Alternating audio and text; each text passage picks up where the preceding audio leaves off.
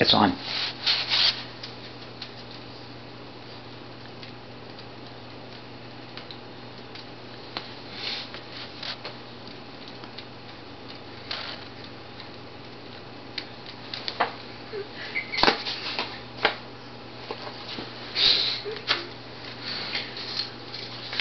Hi, I'm here to explain to the audience the relevance of the security issues of conducting random pat searches.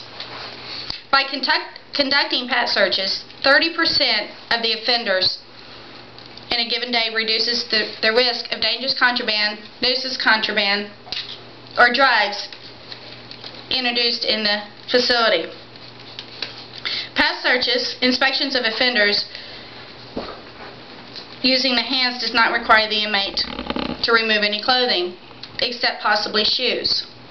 The inspection includes a search of inmates' clothing and personal effects. Staff may conduct a pat search of an inmate on a routine and random basis to control contraband to ensure a proper and complete search.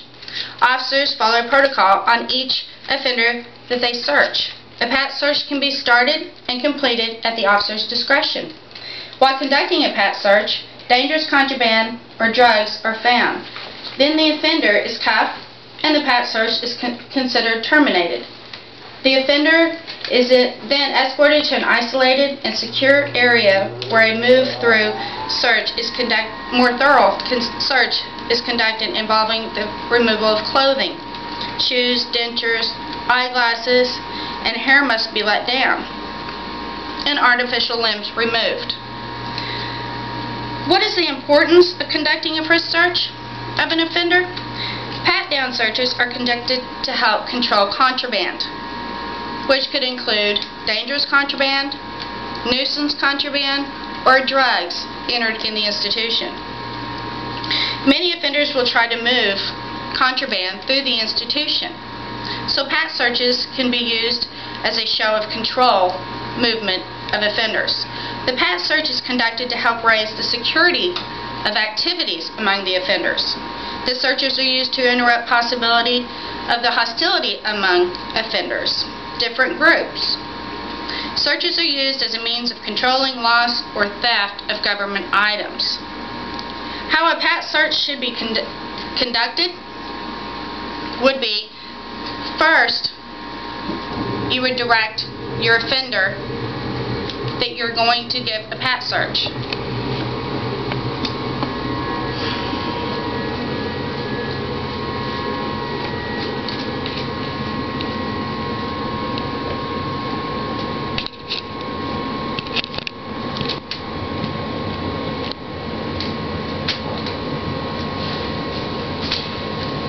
You would explain to the offender: turn around, face forward, arms out to the side, palms up, spread your legs, shoulder length apart. And you would ask them first to remove any objects from their pockets. Go ahead and remove any objects that you have in your pockets.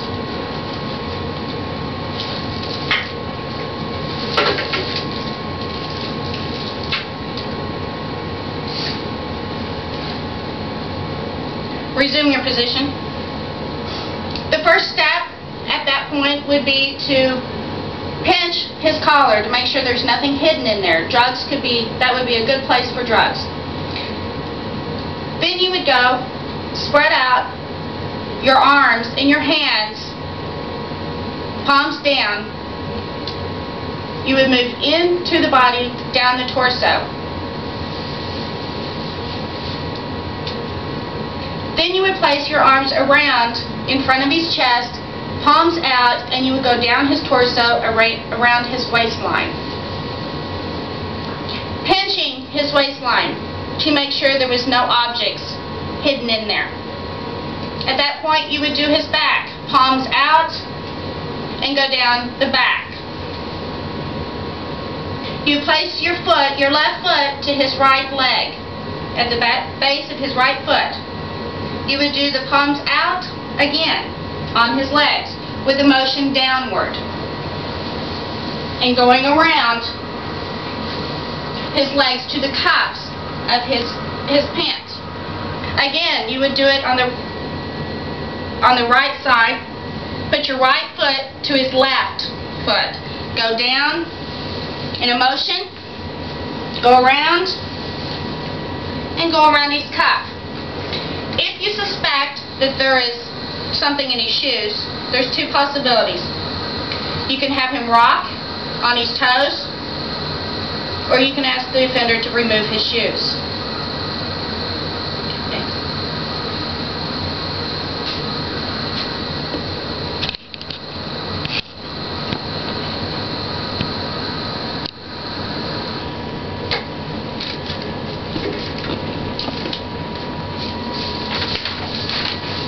In the process of offenders, if they have contraband, they can be written a violation, which would be interviewed by sergeant or above, or classification or above. At that point, once they have been written and heard a violation, it will go to the disciplinary officer, which can give them sanctions up to 20 days in ADSEC. Or it could be a possibility just remove the contraband if it was nuisance contraband. You would also make mental notes as the search is conducted. Did the offender question your authority? Did the offender avoid questions? Was the offender fidgety or nervous?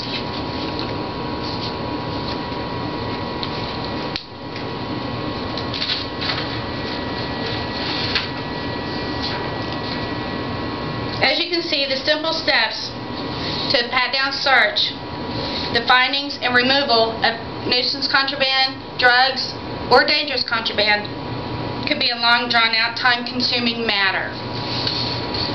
At this point, offenders have the right to appeal those decisions, which they do in the IRR system, the grievance system, an informal resolution request.